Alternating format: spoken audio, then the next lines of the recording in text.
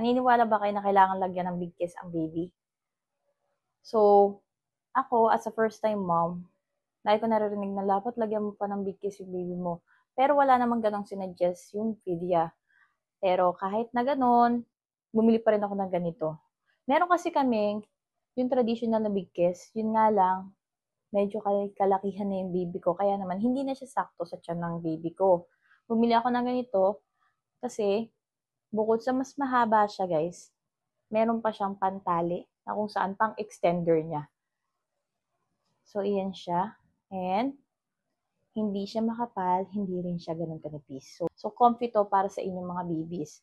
So, sabi nila, ang mga baby, kailangan pong lagyan ng big kiss from 0 months up to 6 months. Para daw paglaki ng baby is meron siyang hugis. At para pumasok yung pusod. So, bumili ako ng ganito kasi medyo nakalabas or nakausli yung pusod ng anak ko. And sabi naman sa mga nabasa kong comments is, kaya naman din daw lumalabas yung pusod or nakalabas pa rin po yung pusod ni baby kasi iyakin.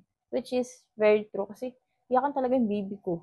Bili na rin ako ng ganitong big kiss. Siyempre, isa to sa mga essential needs ni baby na madalas na nire-remind lang mga matatanda sa atin. Kung gusto niyo pong lagyan ng big kiss ang inyong mga anak, meron din po tong may color.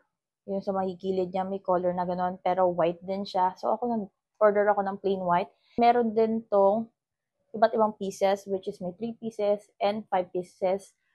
Meron doon 3 pieces, 12 pieces, 6 pieces.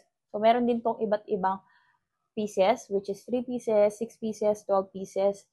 And kung gusto niyo ng ganong karami, you can check out or check my basket. Ako kasi pinili ko 6 pieces. And as you can see, 5 na lang to kasi gamit ng anak ko yung isa. So, sa mga mommies dyan, na gusto pa rin maging traditional and you wanted na lagyan ng big kiss ang inyong mga babies, you must try this one. Hindi na kayo problema kung medyo may kalakihan din yung baby ninyo. So, mabibigkisan at mabibigkisan nyo siya.